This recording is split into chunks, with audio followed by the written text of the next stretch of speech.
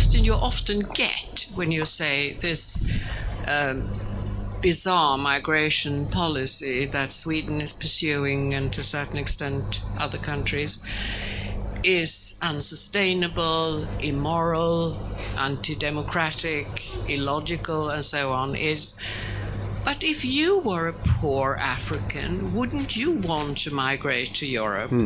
And the answer to that is, of course, yes. Yes. So how can you then deny someone else to do that? And I usually answer that it's not my decision. Give the people the right to decide, put all the cards on the table, what it costs, the amount of crime, and so on. However, that's a fairly dry answer. That's my type of answer. When Douglas Murray was confronted with a challenging question about being an African and seeking a better life elsewhere, he didn't hold back. He boldly stated the harsh truths that everyone is thinking but too afraid to say. He laid out the facts about issues that the left-wing media has been desperately trying to bury from us. Lots of answers. Everything in the migration business, as I say, is damaged by not really having the discussion out. This is a discussion we should have had decades ago. The nature of what an asylum seeker is a discussion we should have had decades ago. The discussion of, for instance, how long somebody can remain an asylum seeker if, for instance, the situation in their country of origin has changed, is a discussion we should have had a long time ago. If you go to Rome, to the marketplace there are Egyptian gangs, among others, who run a lot of the marketplace there. They include people working in the black market who are Egyptian migrants who fled from previous Egyptian governments, some of whom, not all of whom, but some of whom want to return home. Okay? What is the Italian government doing about that? Nothing. There's no policy for this. There's no more policy than there is in Sweden to send back all the people who shouldn't have come last year. There's no policy for it. It's not going to happen.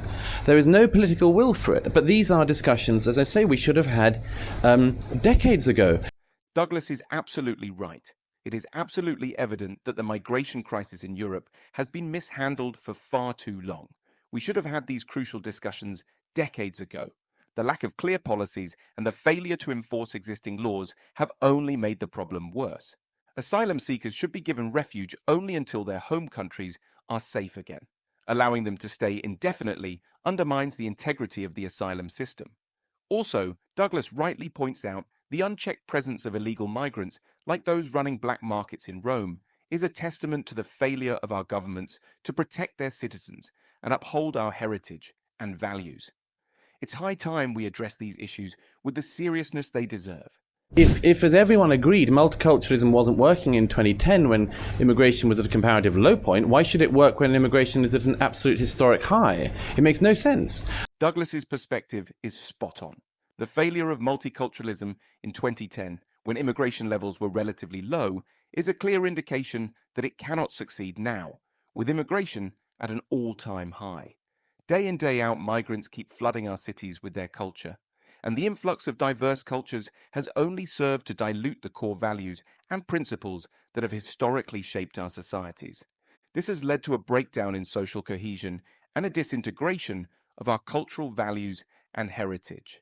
This single act is dangerous, and it's imperative that we recognize the limitations of multiculturalism and prioritize the preservation of our cultural heritage.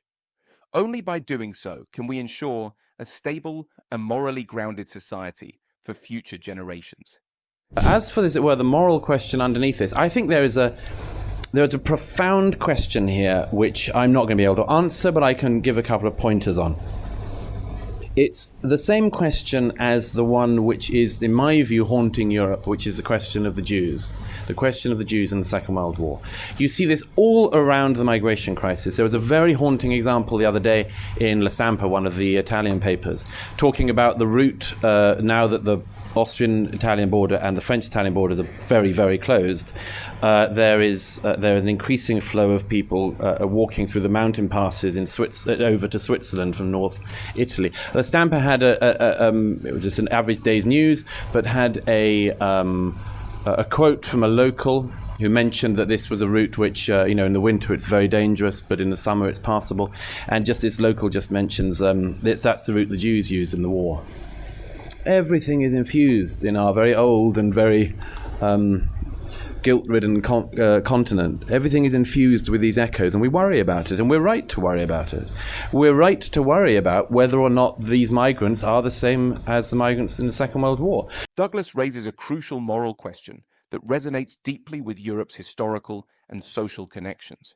As Douglas rightly points out, it's essential to recognize the profound differences between the migrants of today and those of the Second World War. The historical guilt that Europe carries should not cloud our judgment in addressing the current migration crisis. Today's influx of migrants often comes from economic aspirations rather than persecution, and this distinction is vital.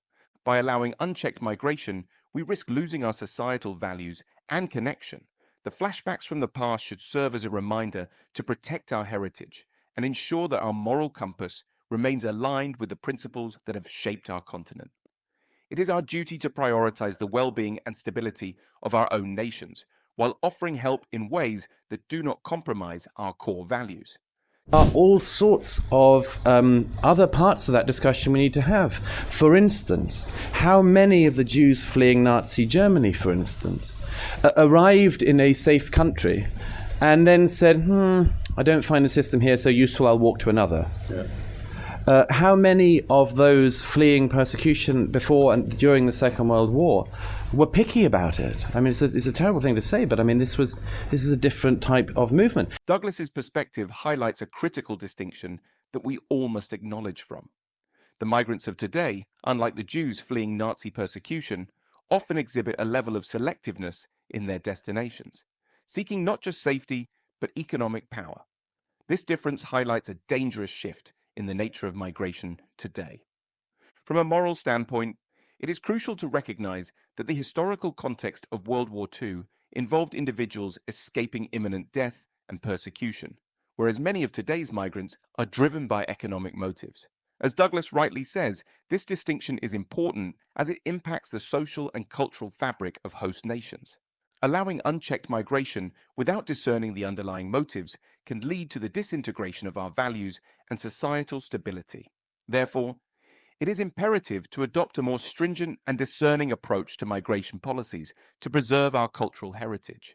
That is this odd thing, which I say I don't have an answer to, but I can just put an idea in your head about it, which is this odd thing that, as I say, Europe is a place in which anyone in the world can come and live.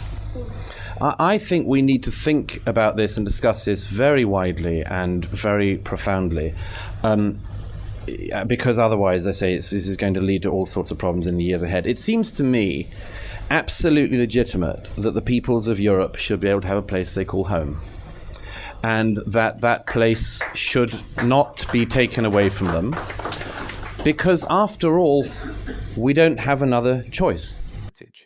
Douglas raises a vital point that resonates deeply with all of us. The notion that Europe should be a place open to anyone in the world without restrictions is not just problematic, but very dangerous. It is essential to recognize that Europe, with its rich heritage, must maintain its cultural and societal integrity. Allowing unrestricted migration can lead to significant challenges, including the dilution of values and societal connection. It is entirely legitimate for the peoples of Europe to preserve their homeland and protect it from being overwhelmed by external influences. As Douglas rightly suggests, this issue deserves profound and widespread discussion to ensure that Europe remains a sanctuary for its native populations, upholding the principles and values that have shaped its identity over centuries. This is not just a matter of practicality, but a moral imperative to safeguard our heritage for future generations. There's that extraordinarily haunting bit in Michel Houellebecq's submission, which many of you will know, when talking with his Jewish girlfriend, the main character discovers she's going to go to Israel because things have got so bad in France and she's Jewish, and he says, I don't have an Israel. That is one of the most important thoughts in Europe. Now, we don't have an opt-out, we don't have a get-out, we don't have a place to run to, we don't have another deal on the side here. This is our home. And so we should think very, very deeply before giving that home up to the entire world, because among other things, that deal will not be reciprocal. Douglas's perspective here is profoundly insightful. The idea presented in Michel Houellebecq's submission where a Jewish character contemplates fleeing to Israel due to rising anti-Semitism, highlights a critical issue for Europeans. Unlike the Jewish community, Europeans do not have an alternative homeland to retreat to. This reality highlights the importance of preserving Europe's cultural and religious identity. As Douglas rightly points out, Europe is our home filled with our values and traditions, and it is not merely a geographical location. Allowing unrestricted migration threatens to take away these foundational principles. Therefore, it is essential to think deeply and critically about the dangerous implications of opening our borders to the entire world. As Douglas rightly says, we must protect our home, as there is no reciprocal arrangement that ensures the preservation of our heritage elsewhere. When Europeans go to another country by the millions, it's colonialism. Colonialism, thank goodness, has ended. But we haven't even begun to think of the consequences of the movement of millions of people into our home for what we agree is in perpetuity. I do not believe that it is the right of everybody in the world who wants to be in Europe to be in Europe. And it cannot be. We have, as I say, a fragile ecosystem of society, like every society, and we cannot give it over to the entire world. And if that makes us have some pangs of guilt, then that's good. We should have pangs of guilt over that. We're human beings, we're moral beings. But it should not be the case that our pangs of guilt make us destroy our societies. Douglas brilliantly points out how the comparison between historical European colonialism and the current influx of migrants into Europe is dangerous. While colonialism has rightly ended, the consequences of millions of people moving into Europe without consideration for the societal impact are profound. Europe's societal landscape is indeed fragile, built on centuries of values and traditions. Allowing unrestricted migration without regard for the long-term effects can lead to the disintegration of these principles. As Douglas rightly says, it's not about denying help to those in need, but about recognizing that Europe cannot sustain an open-door policy without compromising its own integrity. The feeling of guilt is natural and human, but we must not let these feelings drive us to actions that could ultimately destroy our societies. Instead, we should seek balanced solutions that preserve our cultural heritage while addressing global humanitarian needs.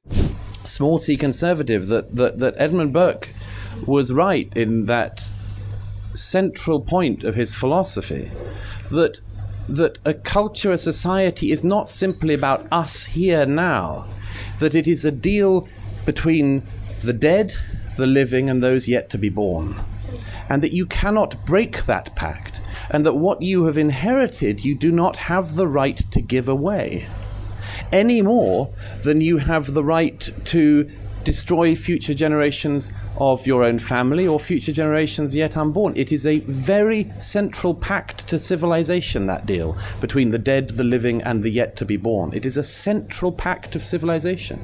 And if you give it up, if you say that the yet to be born, it doesn't matter if their society represents Mogadishu more than it does downtown Stockholm, then you are breaking that pact, which may not be yours to break. Douglas's reference to Edmund Burke's philosophy highlights a profound truth. A society is not just about the present, it's a sacred pact between the dead, the living, and those yet to be born. We have inherited a rich cultural and societal heritage that we are duty-bound to preserve. To break this pact is the same as destroying the future generations of our own families. Finally, Douglas offers us the only solution possible at this moment, and a horrifying example of the consequences that await us if we don't act. Our responsibility is not just to ourselves, but to those who came before us and those who will come after. We betray this pact if we allow our society to transform into something unrecognizable. Therefore, it is essential to protect our cultural identity and ensure that our society remains true to its values and traditions for the sake of future generations. What are your thoughts on what Douglas has to say in this debate? Be sure to like, subscribe, and let us know in the comments section what your thoughts are. See you in the next video.